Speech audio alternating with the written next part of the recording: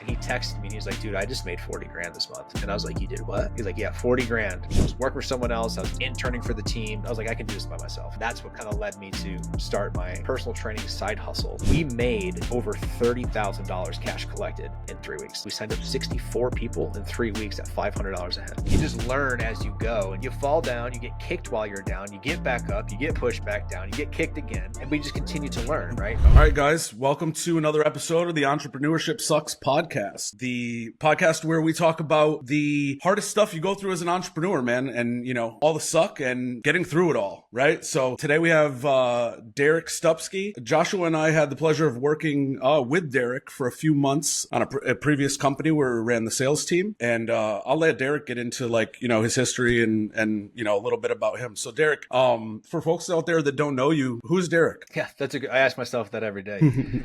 So I appreciate you guys having me on. I've been looking forward to this. I booked a couple weeks ago and I always had this bookmark on my calendar. So really appreciate the invite. So I guess at heart, entrepreneur. I just love the idea of business. I love mostly on the acquisition side. So I wouldn't say I'm the best marketer in the world, but I do enjoy marketing. Where I really kind of sunk my teeth into is the sales world. So right now running a business that helps other companies with their sales department management and rep training. So that has been really fulfilling. We transitioned, like when we first met, it was more of like on a consulting basis of just like coming in and chit-chatting and kind of giving you systems and ideas and all that, to now it's evolved to me actually just taking over and running departments on like a fractional basis. So that's been really fun and a good transition, and helped a lot of teams, and, you know, made some decent money in the process. Way to go, man. That's kind of who Derek is as an entrepreneur. Who's Derek as a man, father, husband, and all that other good stuff? Yeah, that's a great question. So I always say the most important job in the world to me is being a dad. And I have two girls. One just turned 7 and the other one is 5. So they're about 18 months apart. They drive me nuts, but I love them to pieces. And it is the most rewarding thing is seeing your children grow and evolve. And so my wife and I, we put a lot of pride into parenting and making sure that we're doing our job in terms of raising good humans. And we see it across the board. Unfortunately, my wife is a teacher, and, you know, she gets surrounded by hundreds and hundreds and hundreds of kids. And there are some that are more struggles than others. So we really try to take a pride in terms of what we do and making sure that our kids are going to become very respectful young people, young adults, and hopefully successful adults as time goes on. You know, I got 2 daughters. They just turned 5 a couple weeks ago. I saw your video of your daughter. You were pitching her some balls and she was cranking them, man. And I was like, wait, my daughters are 5. Why aren't they doing that? But they're just learning how to ride bikes and stuff. They just turned 5. So I was like, all right, let me give them some time. Yeah. So she's 5.5 to her credit. And she has some good genetics, not to like boast or anything like that. But I played Division I baseball. My wife played Division I softball. That's how we met. So like to see our kids come up and be able to catch and throw and hit at an early age, just kind of like, I guess, the environment that they grew up in, and they're kind of predisposed to it. Sure. Just by what we did for most of our lives. Love it. I'm sure that'll trickle into other aspects of their life too, like business. Yeah. We talked to we'll see. a few other guests. So it's funny you say that, because I say my 5-year-old is going to be my salesperson.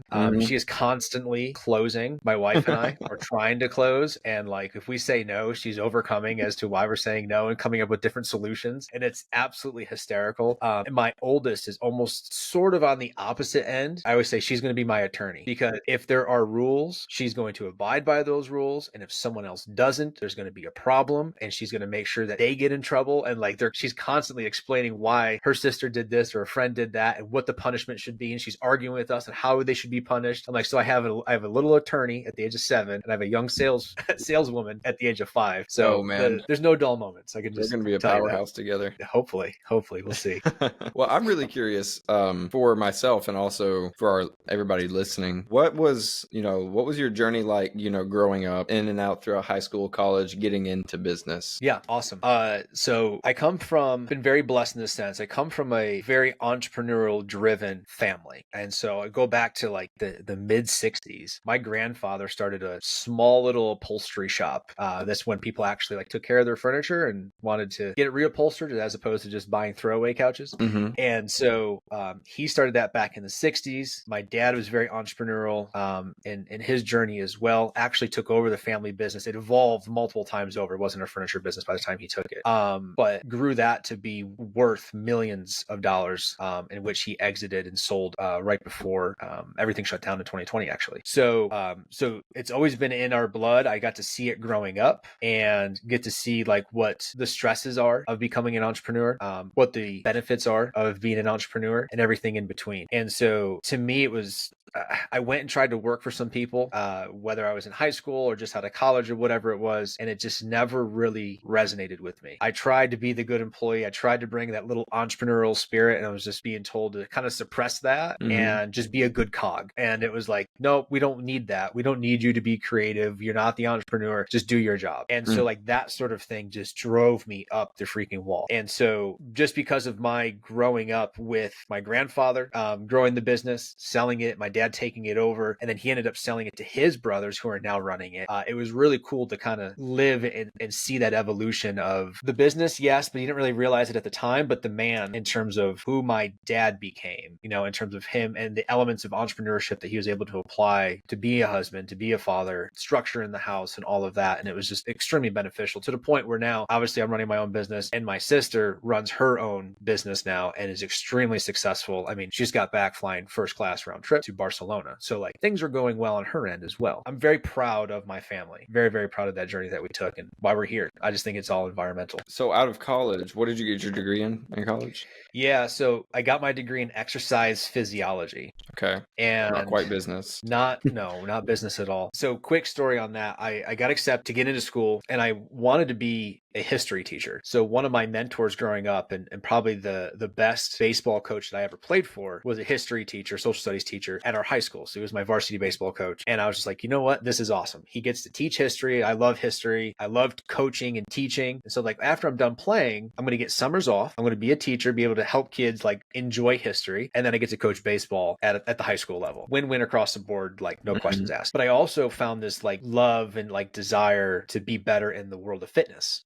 And that was strictly because I saw what weight training did for my performance on the field. And so I'm going to enroll into school. And next to the School of Education is the School of what they call the Times Sports Sciences. And I was like, what is sports science? So I clicked into it and it was like physical therapy, athletic training, strength and conditioning. And I was like, you can get a degree in strength and conditioning and then go get a job for that. And this is before like things were really blowing up on social media. It wasn't really that well known that you could go and get a bachelor's, master's, doctorate in the world of exercise and then go become a strength coach. And I was like, so I want to become a strength coach and I want to get into baseball, obviously, and take that on. So graduated, and that summer I got hired as a personal trainer. So I'm in New York City working on the Upper East Side as a personal trainer. And I'm also working my an internship with a minor league baseball team out of New Jersey. So I'm taking the train on the Upper East Side. I'm living in Brooklyn at the time. So I'm taking a train to the Upper East Side, or I'm taking the train to New Jersey, sometimes both in the same day. And this is 2012. And so I'm going, this is cool because I get to test the waters with general population and then also test the waters with pro athletes. Right. Loved both my experiences, but for some reason, I fell in love with working with the everyday person as opposed to the athlete, the pro athlete. Don't get me wrong, I got to hang out in the clubhouse with guys that made it to the big leagues, that are all-stars. Like I got to spend a lot of time with some really good ball players, and it was like I wouldn't trade it for anything. But for some reason I gravitated towards that general population. And so fast forward about a year or so, I ended up opening up my own business, and that was kind of that first step of entrepreneurship. So I was working for someone else, I was interning for the team, and then I took that I was like, I can do this by myself. And then that's what kind of led me to start my, basically as a personal training side hustle that we ended up running with. And so what happened with that? Where did that lead you? So let me kind of backtrack backtrack it for just a second. 2012, I was working as a personal trainer. I was, mind you, living in New York City. I was salaried at $36,000 a year. Oof. $3,000 a month was what I was getting paid. That's it. And in New York City. That's tough. So things were tight. Tight. I'm originally from upstate New York. So if you guys heard of Syracuse Orange, typically known for like football, basketball, like that area, central New York, about an hour outside of Syracuse. And so I ended up moving out of New York City to go back upstate. And that's where I was doing some baseball lessons, trying to get this personal training thing going. And I was kind of bouncing back and forth. I remember the first time, it was probably like 3 months into it, where I made $4,000. And I was like, I just made more by myself than what I did working for somebody else in New York City, in one of the most luxurious like regions of New York City. And I just made more of that by myself here in rinky dink upstate New York. And so at that point, that's when I really started kind of looking at it going, okay, I think I have something here. And then I started looking into marketing, how to sell better, because it was like, I was proud of my fulfillment. I could train people and help them with food and all that. But it was like, how do I get more clients? How do I sell them? How do I raise my prices? And how do I build a business where I'm not the be all end all? I'm not the marketer. I'm not the sales guy and the fulfillment guy. It's like, how can I start to actually scale a business?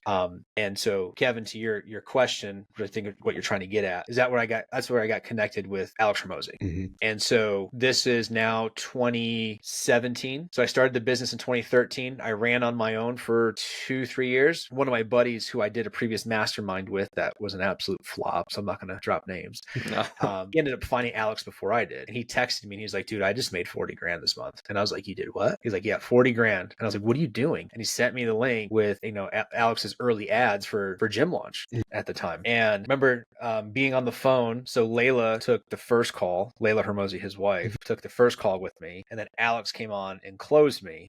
And I spent $12,000 that I did not have. Just put it on a credit card blindly. Mind you, I'm making $4 or $5 grand a month. So literally a quarter of my year was invested into this program.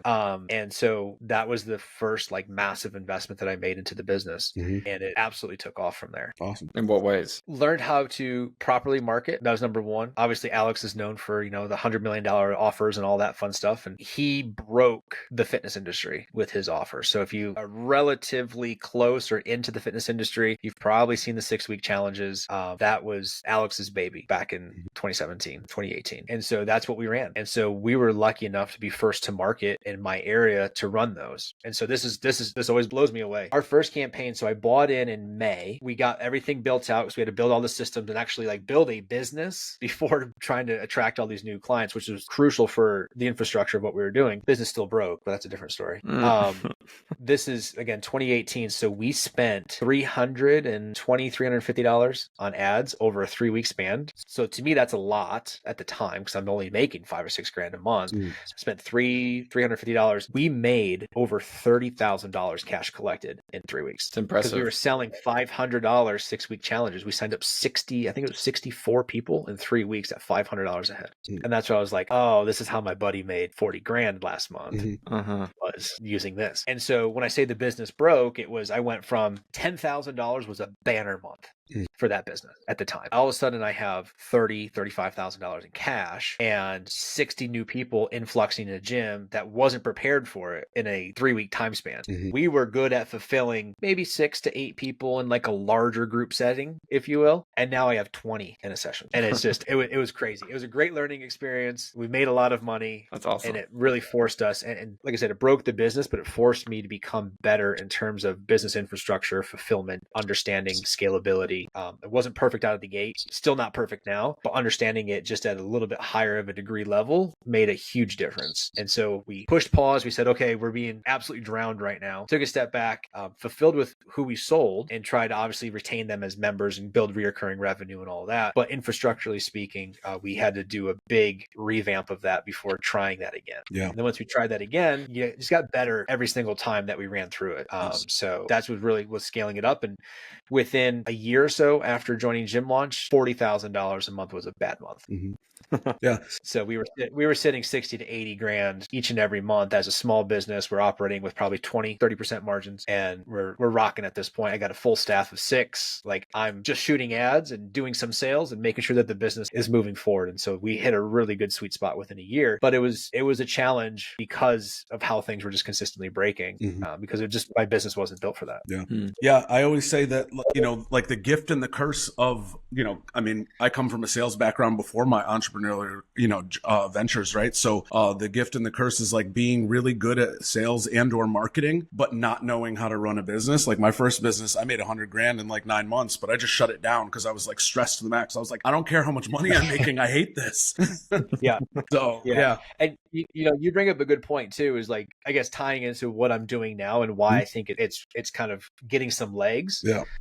Which I'm sure we'll go through that journey here in just a second. But I think a lot of people get into business because they love the fulfillment side, right? So like basket weavers love teaching people how to weave baskets, but they don't know how to market and they don't know how to sell. So their business never actually takes off. Yeah. And so not that I'm working with basket weavers, for some reason, it was the first example that popped in my head. Nothing against basket but like, think of it like in any industry. Thinking about basket weavers. But think of it in any industry. Like I'm working on an offer right now with a company, and we're doing really damn well. And their entire focus is helping people build out a corporate structure and get seed money and financial basically backing from banks and private equity to help people grow their business. But the guy who's running it, who's an absolute genius at what he does and is probably worth millions upon millions of dollars, doesn't want to do marketing or sales. He just wants to continue to fulfill. He just wants to continue to coach. And so like that's why like sliding in as that manager to take over that fulfillment side, I think is helping quite a bit. Yeah, definitely. So you're like done for you sales agency, sales management. Sales management, I think, is a better way to say it.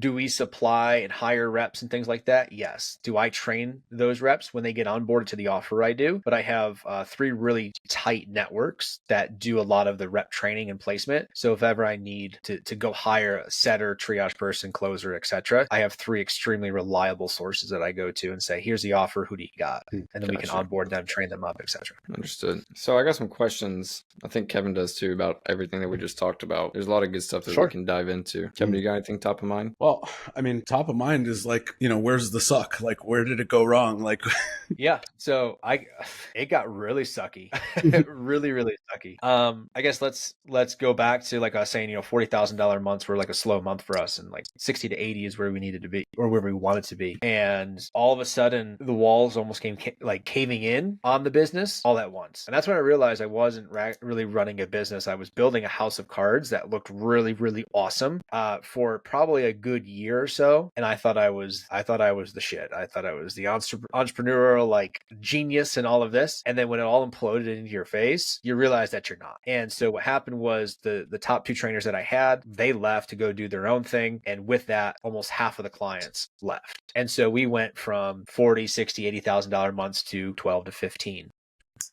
Like that. And now it's like, I'm back on the floor. I'm back doing marketing. It's basically starting over at this point. And you hear this all the time with gyms though, right? Like that's exactly what happens every time. Yeah. And it's one of those, I tried to financially bribe them to stay, where it was like offering higher base salaries, higher commissions and all of that. I thought I paid them fairly well. Did I severely overpay them? No, but they certainly weren't underpaid for what they were doing. It was very bonus and performance incentive where they could, potentially earn $60,000, $75,000 a year just being a personal trainer. Yeah. And helping out with some sales here or there. So like it was a decent deal. Was it the best? I'm not gonna say it was the best, but one took off to go do their own thing, and the other one ended up becoming the lead strength and conditioning coach for our region, and still is to this day. Like he is the go-to guy.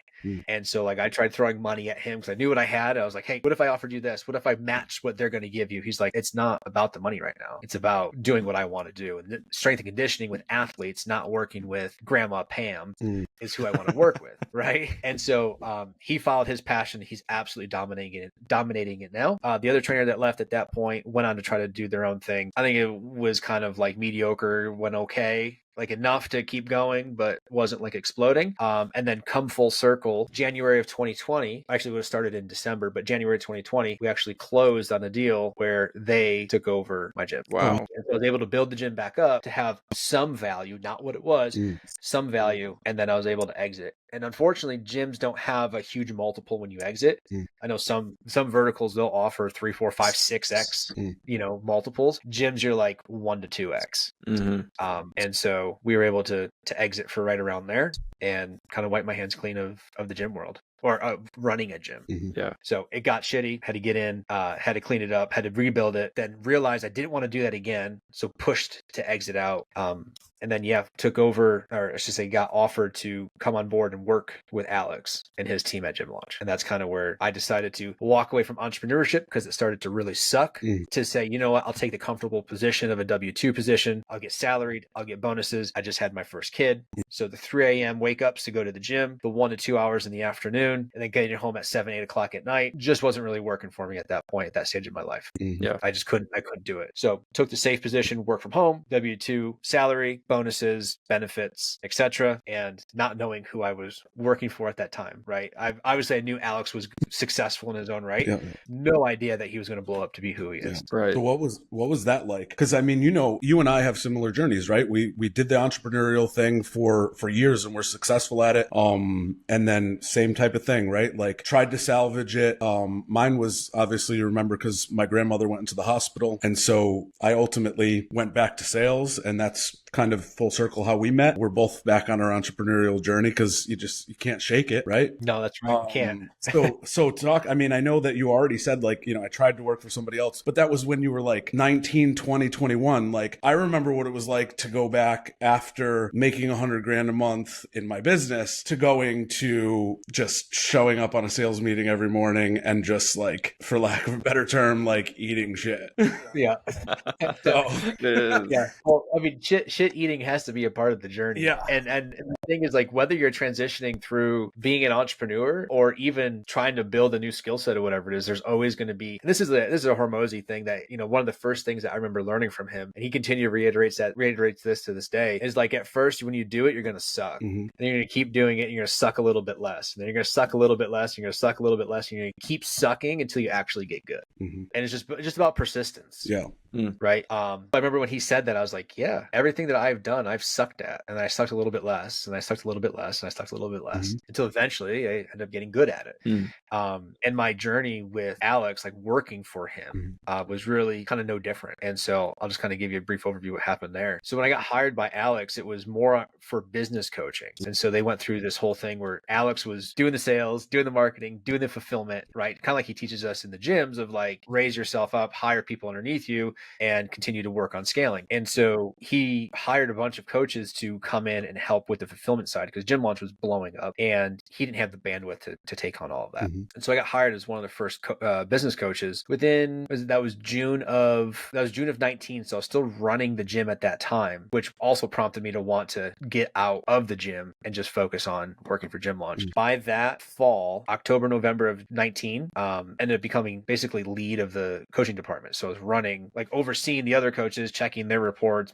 holding them accountable, all that fun stuff. Kind of like almost like a manager without the manager title and without the pay raise that comes with a manager. Sometimes. Yeah. And so we got exited from the gym, and then March 2020 happened, which is when everything started shutting down. And so I'm still on the fulfillment side, running the coaching department. And all of a sudden I get asked, would you be interested in going over to sales? Because everything is shutting down. Alex goes, we have the solution to save your business through these shutdowns. We're going to show you how to transition online and still make money. We're going to run this hybrid model. We're going to run this 100% virtual model and make sure that your business stays strong. And so obviously inquiries flooded like crazy because people are now, we talk about, in sales, pain being like the big catalyst for someone to change, to create urgency, etc. There's nothing more painful than you're going to lose your business unless you do this. And so they were getting inundated, and I got asked to come over and do sales. And here I am thinking, cool, crushed it in the gym sales space, doing a good job with the coaching space. I know this product inside and out. I've been a part of this community for 2.5 years at this point. Like, this is going to be easy.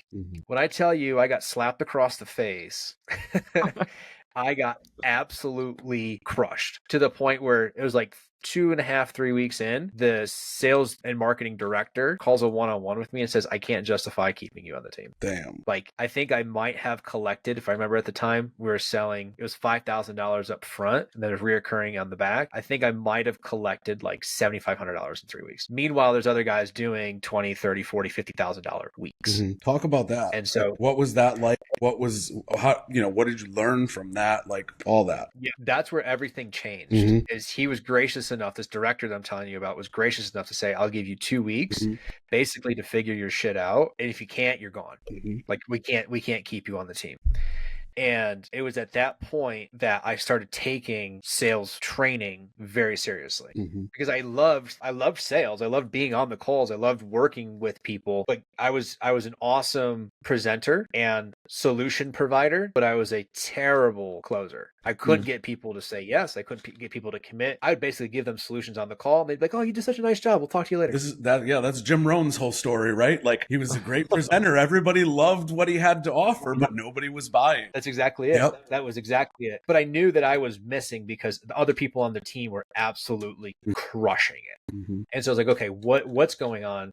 So started working, reviewing Alex's stuff, working with Alex, working with another manager at the time. And then also Alex ended up buying Jordan Belfort's straight line sales persuasion for the company. Gotcha. Yep. And so that was my first introduction to like sales training. Now, Jordan will always have a special place in my heart because of that. Right? Is it a be all end all solution? No. But did it give me some different insights? And I think yes, it did. But I think the best thing that it did for me was it provided structure and a path to follow in terms of learning to sell and then just evolving from there. And once I started studying that, I became an absolute like nerd on it, like reading books left and right, going into more courses, investing my own money into learning how to sell and just become better and strategic follow-ups and objection handles and all that fun stuff. At that point, it started to really take the turn where that summer I actually got promoted to run the sales department. Let's go. Wow, look at that. But it wasn't until I got my Phoenix rose from the ashes. Yeah. So again, it kind of sucked.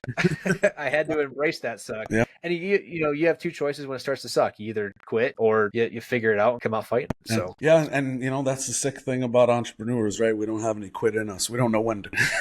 And if you That's do, exactly it. It's like a litmus test. And if you do, then you're not truly an entrepreneur. Yeah. So what was this time frame, right? So you like, they gave you 2 weeks, and in those 2 weeks, you said you worked one-on-one with Alex, one-on-one with the director. You went through Jordan Belfort's training, and you were able to redeem yourself, obviously, within a short amount of time. And hopefully you can throw in like a funny or cool Hermosi story in between here somewhere. But what was that like? Like, I want to know like deeper, like what that part was like, right? Like long hours, like they already had an opinion of like, we're going to let this guy go. We're just going to give him a chance because we feel bad. Right? Versus that's exactly it was sympathy. It was this guy's been a client of ours for 3 years. He's been in the program as a coach for the last 18 months. So we're going to give us him more than he's made us so far. We're going to give him the opportunity to gracefully exit is basically what it was. Right. Okay. So I got a couple stories to kind of share with you. One isn't like a funny Hormozi story, but it was a heart to heart, like, oh shit type Hormozi story. Right. And this led into the investment into Belfort's program. Okay. So we went through a period where the rest of the sales team, like I said, they were crushing it. And then we went to like this lull where we weren't. And this is also where things got a little bit tighter. And I got my 2 weeks, figure it out, rah speech. And so Alex calls a meeting with the sales team, and it was 3 or 4 of us at the time. And it was just us 4 and Alex. And I remember this being super early in the morning, and we're sitting there and he goes, my biggest question to you guys is, do you want to become world class? Because right now we're not world class. We have moments of showing that we can be, and then we have moments showing that we've never done this before. So do you want to become world class? And if you don't, if the idea of becoming world class and the commitment to becoming world class is too much for you, you can find a different position in the company or you can just leave. And like, that was okay, you have my attention. And when I said I was able to work with Alex to kind of rebound and get myself out of it, it was that point where he made himself available and said to, had that, do you want to become world class? This is what it's going to take. And so we laid out, and you guys remember like the daily sales training routine, the script read throughs, the and all of this extra work that was going in to help everybody pull out of this little slump that we were in. And so once that was established and that culture and that tone was set, that's when things started to change. Now, we got partnered up with each other because there was even amounts. So it was 2-2 split. And my partner and I would meet every morning, 5 a.m. And we'd spend an hour and a half every single morning. Script read-throughs, objection hands, top to bottom role plays. Like we were immersed in this idea of like becoming world-class, yes, but we didn't want to let Alex down. And I think that says a lot about his like leadership of like, you didn't want to let the guy down. Yeah. Right. He's trusting you with everything. So we took it upon ourselves. It was 3:30 wake-ups for me, not because the baby was crying, but because it was like, I got to get this figured out. So like I had to find time for the gym. So 3:30 wake ups, we're going to the gym at 4, we're working out, we're coming home, and it's study. And then we had our meetings with our partners, and we would just drill. And then we'd go to our first meeting of the day as a team, and then calls would begin. And that's when everything started to really take a huge turn. How long did you do that grind and that push for? We would do the world-class sales training routine and meetups every day. So that was part of the culture until I left. The role play calls ended up becoming at 8, not 5, right? We still did them, but it wasn't like get out of bed at 3:30. It wasn't as that intense, but the consistency of which we did it was still there. So PSA for anybody that's like watching Hormozi's reels, let me just show you the gap between what you think entrepreneurship is like if you're just on the outside looking in versus like what it really takes, right? And like also, you know, thanks to Derek, and I guess indirectly thanks to Alex, you know, Joshua and I don't think we'd be where we are right now if it weren't for the relationship that we had with you, which is obviously an indirect, a very much more direct impact that he actually had on you that I wasn't aware of. That's cool, man. Thank you for sharing that. No, absolutely. And I love sharing that story because I just think it shows, you know, sucking a little bit less until you get good. But it's not like you just get good because you say you're going to. You got to actually you got to get after it. You got to go do it. You asked for a funny story, and I said I had a serious Hormozi story, then kind of like a ha-ha story. And I just want to share it with you guys really quick because hopefully it resonates to some degree. Let's hear it. So told you going to the Belfort training, and we're going through the straight line. We're learning, you know, I got all my scripts and all the different variations and just continually writing and massaging. And eventually I get this thing. I'm working on it all weekend and I'm like, okay, I think this is it. And I was and this is not advice for salespeople. I was so focused on my script. Like it was my sales bite. Like I needed it in front of me and I needed to follow it. I think scripts are great training tools, but what I was doing with it, I don't recommend. But the story is, it was that Monday. I worked on it all weekend, just countless hours of just writing and reading it out loud, listening to like voice recordings. No, that sounds dumb, and fixing it. And I get on my first call Monday morning to go sell. I got the Zoom screen on my left. I got the script on my right, and I'm literally reading this script verbatim just as I was practicing it all weekend. And I get to the very end, and Jordan Belfort style, I was like, sound fair enough? And the guy's like, yeah, okay, cool. Can I just pay with that with credit card? And I was like, holy shit, it worked. Oh my gosh. And like, that was the moment I was like, okay. And like, at that point, like my confidence level really kind of took off. And I was like, okay, I'm getting the grasp of this now. And then eventually we kind of got off the teat and stopped following the script and was able to kind of evolve from there. But it was that like aha moment of like, okay, we followed this process time and time again. And I think what really mattered was all the work that was put up to it that made it feel natural. Like I wasn't being robotic with the script, but I was leaning too heavy on it. But that, yeah, sure, no objections. Yeah, sure, let's do it. I can pay with card, right? Was like, I almost fell out of my chair. Like, this dude just said yes. Oh my gosh. It worked. And then from that point forward, everything turned out to be all right. I'll tell you, you know, it doesn't sound like too much now, but capturing that $5,000 paid in full, I think saved my ass. That was the most valuable $5,000 that I've ever sold, just because it kept me in the game. It extended my stay just enough for me to continue to build. It's awesome, man. We had a moment like that recently. I mean, Kevin was on a call with our sales manager, Chris, and I was doing some other stuff, you know, in the business. And then I just had a feeling that something happened. And so I went and checked the payments channel and I saw the $5,000 payment come through, and I messaged Chris and I messaged Kevin. I'm like, you saved the business, guys. Good job.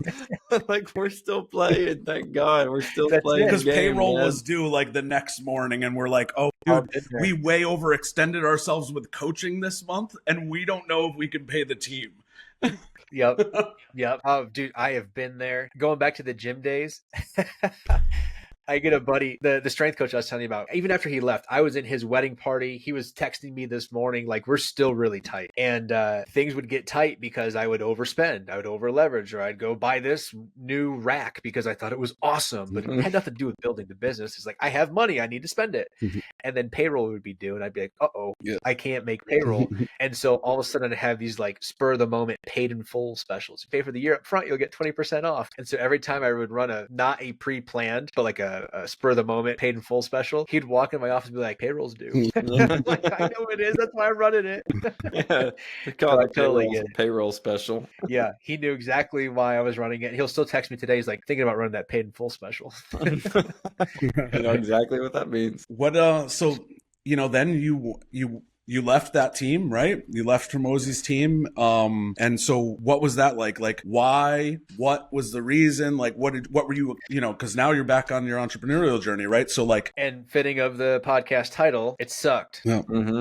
It sucked. So it was November. I remember the day, November 5th, 2021. Was my last day at Gym Launch.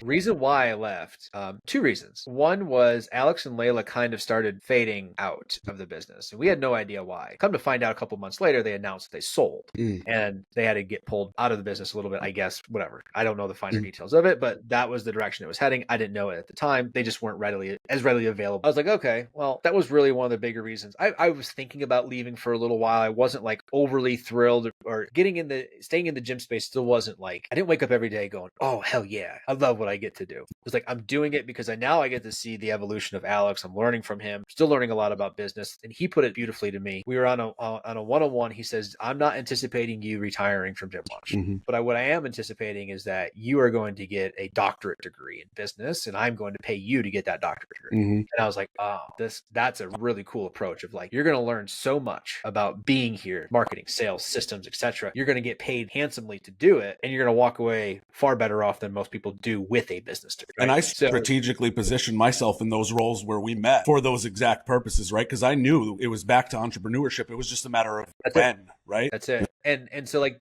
to me, proximity to big players makes sense. Yeah, 100%. Absolutely. Right. And so if you can't pay for coaching, get paid to at least be in presence of the coach, right? And you learn just as much, if not more. Yeah. And so that it was such a godsend. And I still reflect back on a daily basis, thinking back to my days of being there, the people I got to work with, not just Alex and Layla, they're fantastic, but like just the culture that was there and the example that they set. And I know that they're still crushing it now, which is great to hear. But so I left because one of the coaches that I was working with started his own media company. It was supposed to be this be all end all, like one-stop shop where they would do the marketing, you'd shoot content, they would edit, they would make the reels, the TikToks, the podcasts, the YouTube videos, YouTube shorts, all of that. They would do all of it. They would distribute it to all the platforms. It was supposed to be like this entrepreneurial's like dream of like, you pay me and we do everything. And so I got kind of set up this idea. Here's your proposal. You're going to be making a little bit less in the beginning just because we're a startup, but the upside looks like this. In X amount of time, we should be here. And then you should be really, really crushing it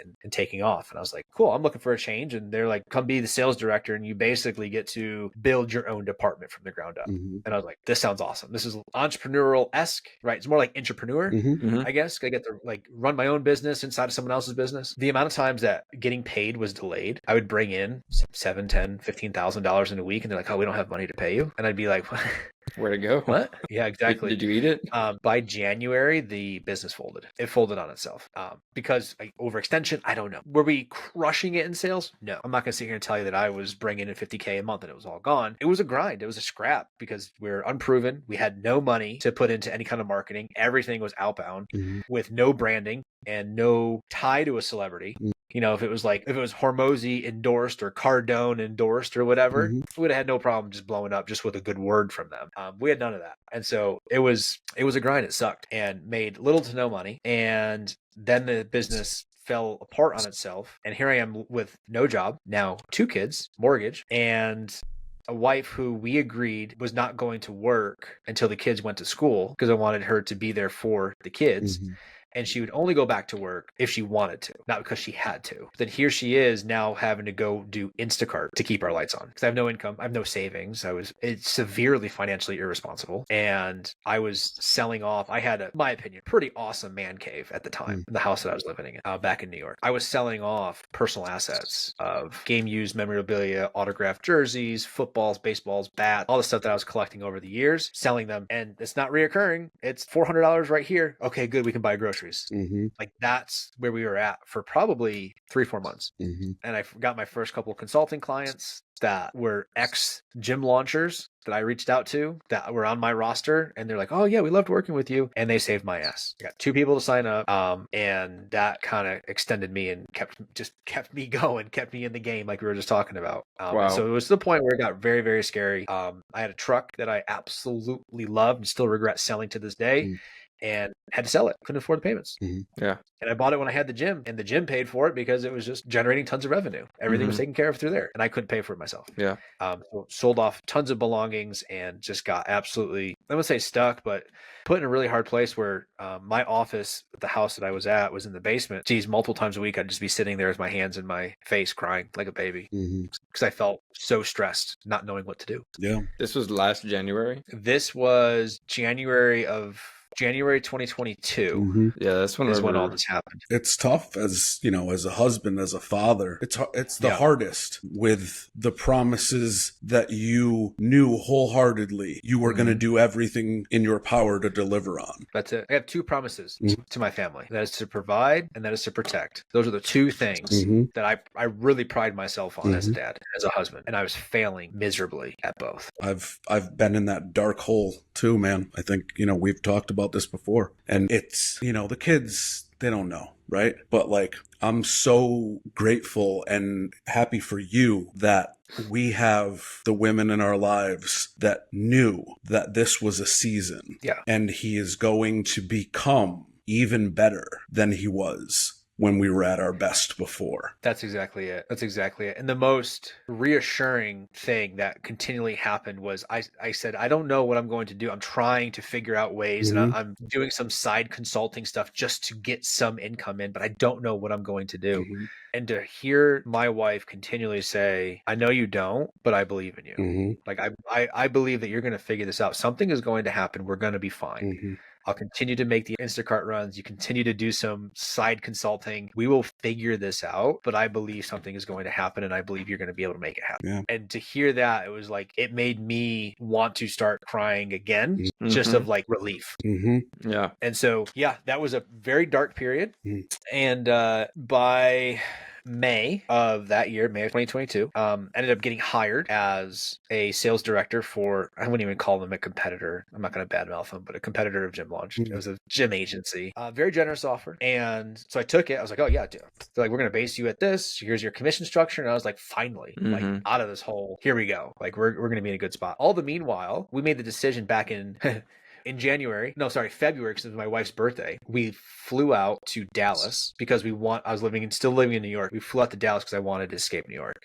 Mind you, I didn't have any income. We paid for plane tickets that we couldn't afford and came down here where I am now and started looking at neighborhoods. We're like, we need to change our environment. We need to change our scene. We need to put ourselves and our kids in a better culture than, that are more aligned with our values. And so we started looking around and made the decision in March that we were going to be moving just like that. We don't have any family. We don't have any friends down here. No. We're just going to pick up and go. So I get the sales director job and offered end of April, started beginning of May. And just this is a very interesting period of time because we have to sell our home. And another reason why we're selling our home is I was just about $50,000 in debt and I was making maybe like $6,000 a month. So my debt to income ratio wasn't most favorable. No. And so we had pretty good equity in our home. And we're like, well, with the move that we're going to make to Texas, we're just going to obviously sell the home and we're going to use that equity to pay down these debts and get debt free essentially. And so that's what we did. And we knew how much we needed for the home. We sold the house basically sight unseen with no realtor. There was rumors swirling around that we were going to sell. Someone knew someone that was moving into the area. We got on a FaceTime on our phones and I gave them a tour of the house through my phone. And he's like, how much you asking for it? And I told him, and he's like, done. What a blessing, And I man. was like, okay. And we're like, okay. So my birthday's at the end of June. And we decided that we would stay in New York until my birthday. So I got to celebrate with my family. And then a day or two after my birthday, we'd leave, and we drove to Texas. And so he said to me on the phone, he goes, when do you need to be out? And we already set the preliminary date of June 27th, June 28th, kind of in that realm of when we were going to leave. And I said, well, really depends. We're not in any major rush. When are you going to be able to get here? He goes, we were hoping our move-in date would be the 28th of June. And I was like, shut up. And so I was like, okay. And like, to me, it was like the divine sign that this is what we're supposed to be doing. And so since then, we've moved down here, sold everything that we had up in New York, got completely debt-free, have built up, everything financially. And it's just in a lot different spot. Kind of continue the sales director story, and then I'll shut up. Yeah. That's what you're for. So as a sales director for this company, for this agency, from May, and then in February, right when I met you guys, the following year of 23, February 1st, I ended up getting fired from that sales director position.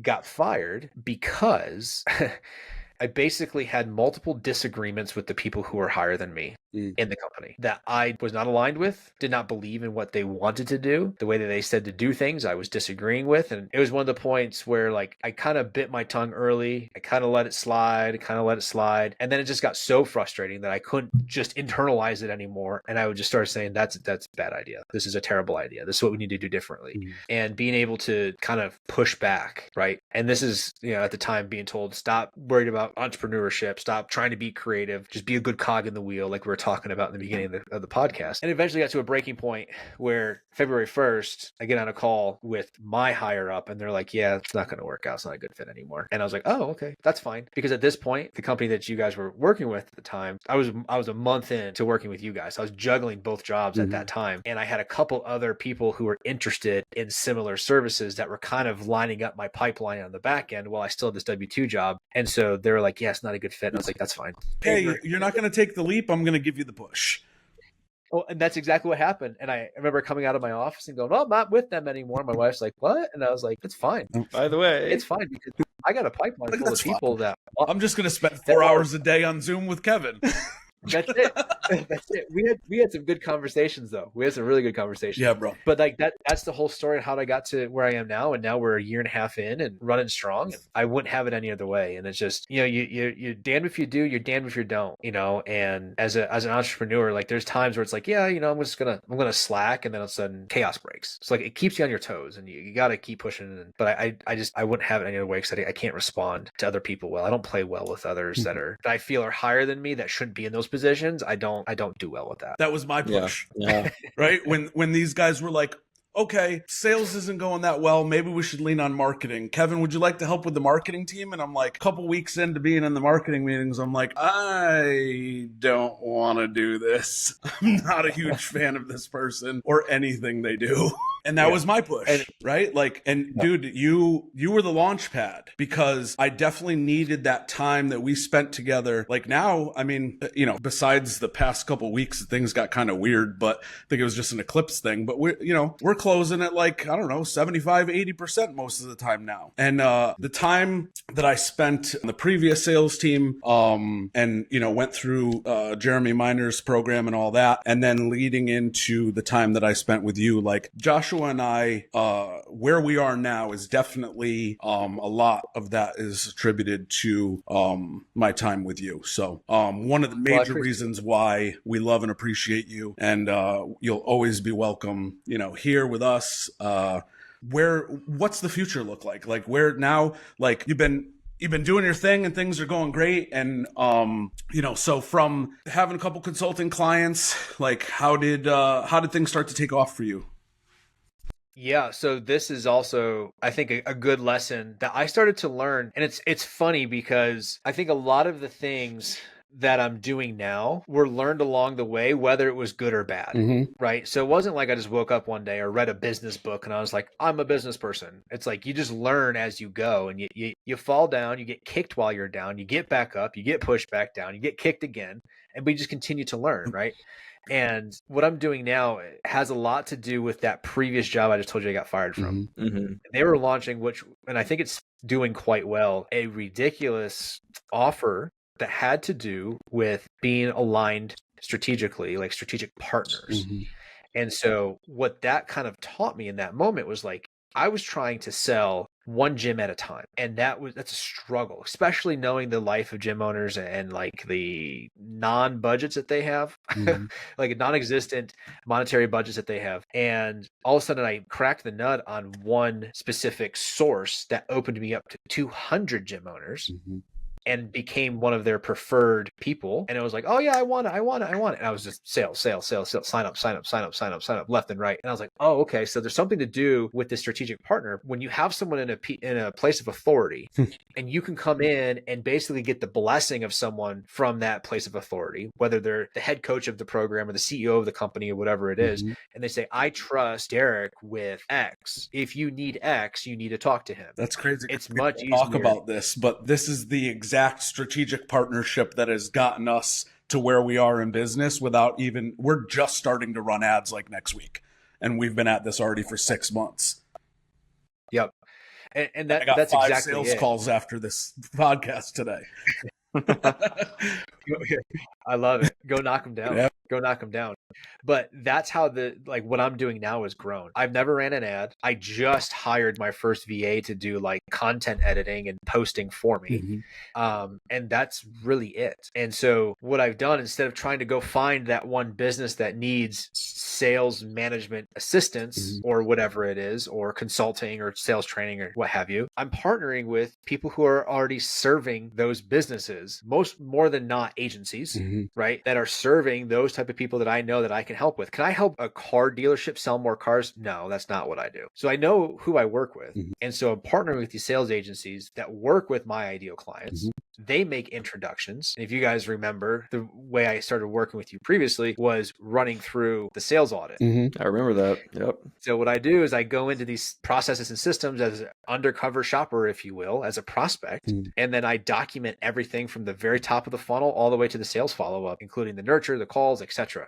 I go through the whole process as a prospect and say, here's where we're strong, here's where we need help, and here's how we fix it. And so I like to bring value to the agencies that I'm working with and say, cool, I'll do this for you for free. Because I think one of the struggles that the agencies deal with is that they can generate a ton of leads, but their retention is so poor because the people that they're generating leads for can't close. And so I say, cool, you're great at generating leads and marketing. I can come in and help your clients enhance their sales systems for free so that you can drive leads to them and they can make more sales. And lo and behold, when you put that much work on the front end, most people then ask you, well, how much is it for you just to come do it yourself? How much can we pay you to come fix our problem? And then that's how I'm basically signing clients and get people to sign up and work with me. So yeah. So what's on the horizon then, Derek? Like what's the next year, 3 to 5 years look like? What is...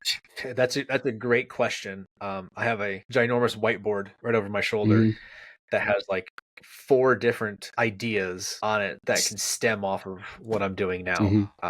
I had this revelation a couple weeks ago that, going back to my gym story, I'm in my personal training phase right now. And that is, I do all the acquisition, I do the fulfillment, I'm in the trenches every single day, building, learning. And eventually I want to take that step out where I don't have to be on the gym floor anymore, right? And see what that would look like. So there's a couple different avenues that I could go down. Just kind of off the top of my head of like what's over here on the whiteboard. One is, is it feasible to do an agency model in the sense of like fractional sales management, where I am running a team of managers and they have their own rosters of 4 to 6 businesses. Is that a feasible model? Like, it makes sense hearing it out loud, but like logistically speaking, can I run and scale that business? I'm still working out like the numbers of what that would look like. The other side of it is, well, can I teach other people how to build their own business and make it basically be more of like a licensing type program where sales reps who want to become a manager but don't have a clear path to becoming a manager, or sales managers who are tired of being at one spot and dealing with just one offer, can grow their own business. That's what I love about what I do. Is I told you about the corporation and financing offer that I'm working on. I got another one that is sales training and placement, and I got another one that is doing basically funnels, marketing, agencies, that sort of deal that I'm and a couple others that I'm working with. So I get to dabble in all these different areas and all these different offers. So it never really gets stale, right? So can I teach someone to do that? Or do I partner with one or two agencies and build basically an entire done for you acquisition model where I have someone who's my partner that does all the ads, and then we build the sales team and we sell for you, and we just get paid on those commissions that we sell, and all you have to do is fulfill.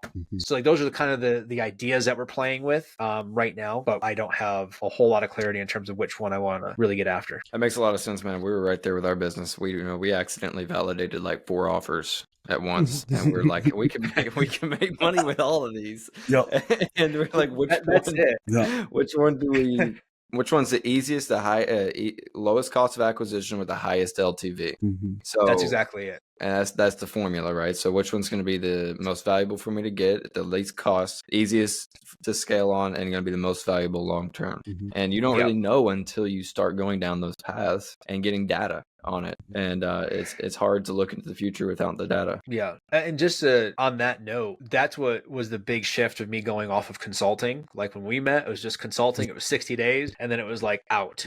Right. And that seems to be the shelf life of like consulting, at least for me. Maybe I was doing something wrong. I'm sure there's consultants out there that are listening to this or whatever that have clients for 5 years. But like my shelf life, my lifetime value as a consultant was poor.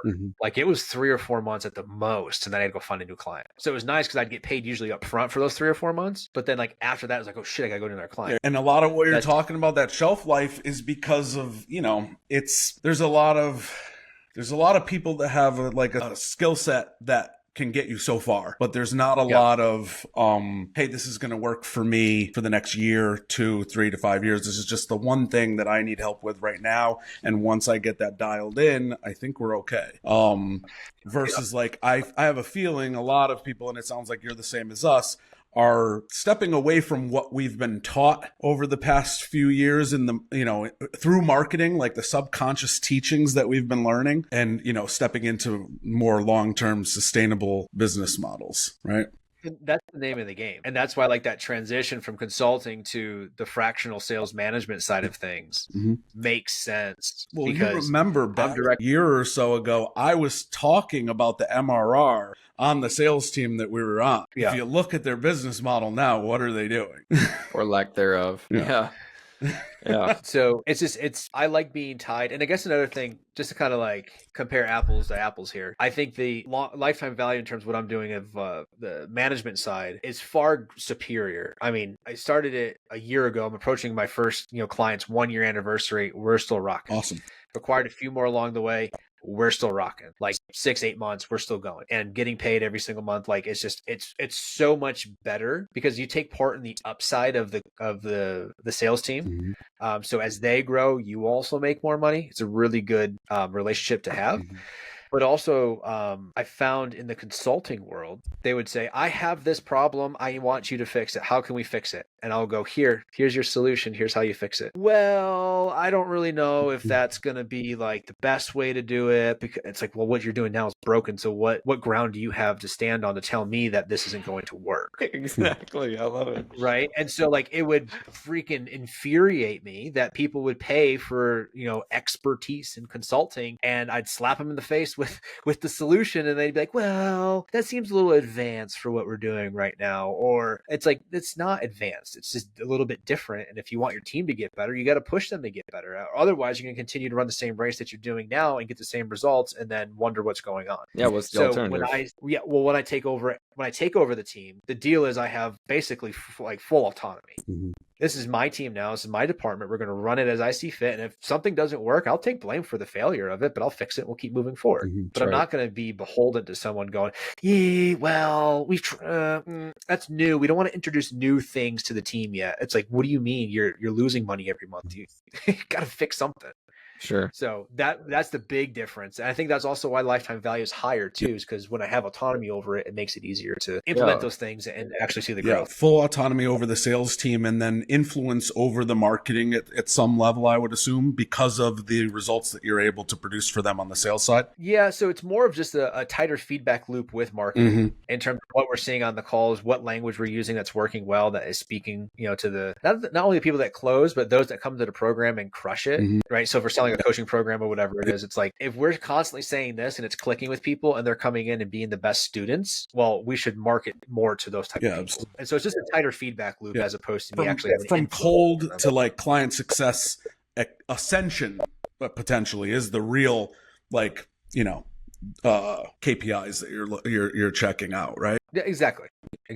And also, you sound like you have figured out who you want to work with by having a few of these clients, you know, that like pissed you off. We've gotten on tons of sales calls and it just been like, why did we even get on this call? Like, it clearly just a mismatch. And then we're getting really clear, like, if you don't match this avatar, we don't even need to discuss what the offer is, because I don't want to work with you. And, and getting super crystal clear, being able to spot those people from a mile away. I'm like, don't even book on my calendar. So yeah, well, you bring up a good point, and that's something that I've been really focusing on a lot, is like dialing in who that business is, because obviously I'm a B2B service, right? As are we. What I've noticed is like the sweet spot, $500,000 to about $2 million a year in revenue, is where I can fall in really nicely.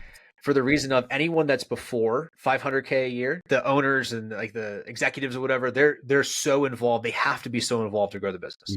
And plus, it's not really worth my time in terms of like the return that I would get off of that. But then up until 2 million, between 500,000 to 2 million, they know that they need to remove themselves, but they don't have the capital to go get someone who is seasoned enough or talented enough to really explode the business. Right. And so they either go hire someone that has no experience and they get no results or actually lose money. They can't afford the payroll, like I was saying, of someone who's like top tier, or they have to continue to do it themselves. And so when I come and say, cool, I can bring you the level of experience to run the department, fix some things, enhance some things that need to be done to increase your sales. And it's a fraction of what you'd pay someone on a full-time payroll. Plus, majority, if not all of my compensation is directly tied to the success of the business. It makes it kind of a no-brainer for them to do it, so they can get out of being in the trenches and work on the business. Well, Derek, I have a few end kind of sequence closing questions for you. Cool. Not like closing, like I'm going to close you on something like on a sales call, but like closing. Even if you wanted to, that'd be fine. Like, so do you see any reason why?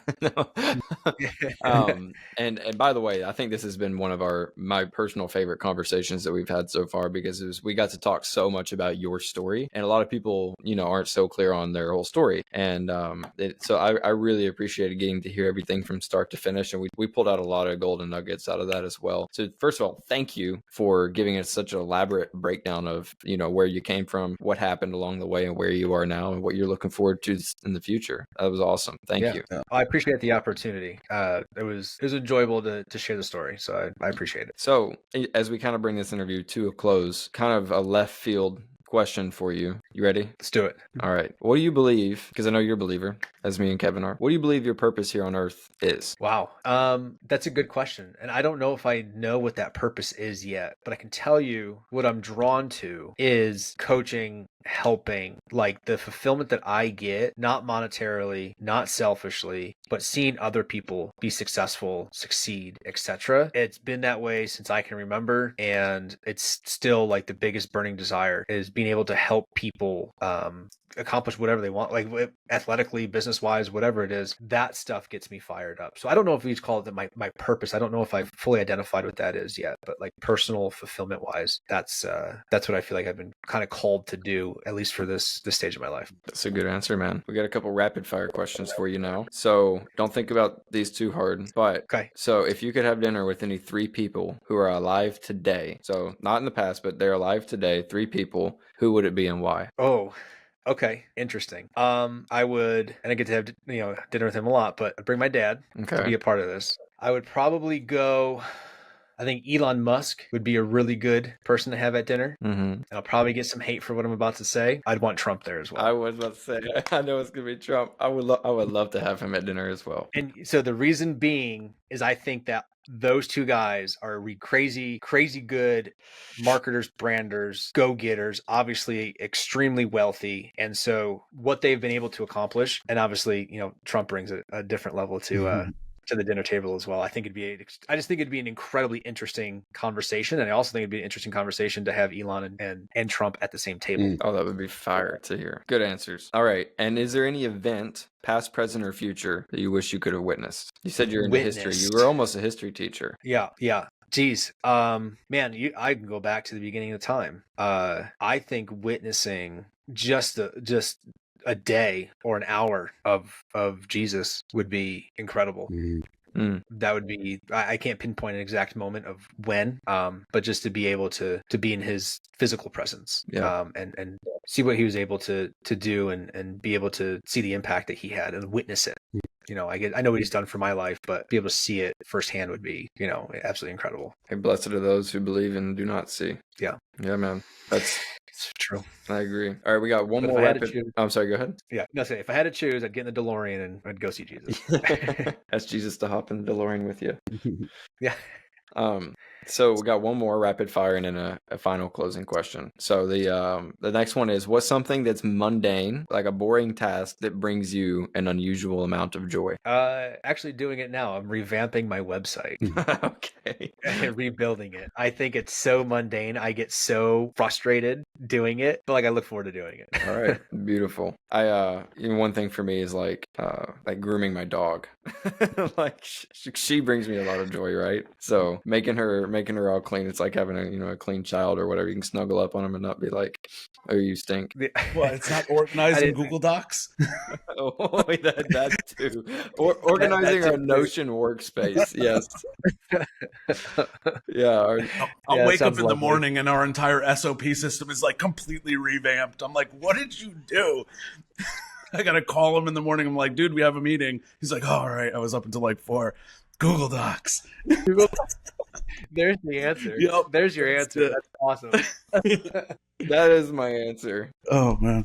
My dog comes second to the Google Docs, man. That make sure those SOPs are clear. So, final question. On your last breath, if you were granted the ability to send a message to the entire world, what would you say in 30 seconds? Deep.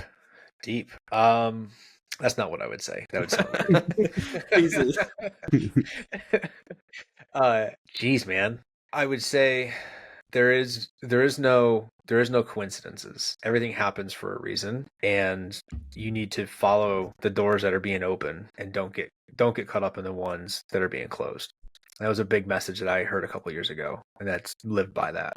That's a good message. Especially not getting caught up in the ones that are getting closed. That's the hard part that we struggle with. I think all of us as people, right? Yeah. I know we got to get going here, but the first time I heard that message, I prayed for that. I was like, I'm not asking you to fix my problems. I was asking you to help me close the doors that are supposed to be closed. Within 24 hours, a business partner that I thought was going to be a business partner completely cut me out. Wow. Left. How about that? Like the very next day that happened, and I was like, okay, I feel kind of free now. And I was like, okay, you prayed for that. I kind of get it. Okay, thank you. Right. And like from that point forward, that's been like my mantra. That's been the thing that's just like, close the doors that are supposed to be closed and crack the ones that are supposed to be open. I'll go through them. Well, how about that for a podcast interview? Yeah, I had a lot of fun. I know we don't have a lot of time, Derek. Let's hop on and catch up. Yeah, we'll have to have you on again at some point to dive deeper into some sales and entrepreneurship stuff. I would love it, guys. Always like talking with you guys, and it was good to catch back up again. It's been a little while. Likewise, man. Absolutely. All the best, man. Great to have you here. Appreciate you. All right, thanks, fellas. Talk to you soon. See everybody.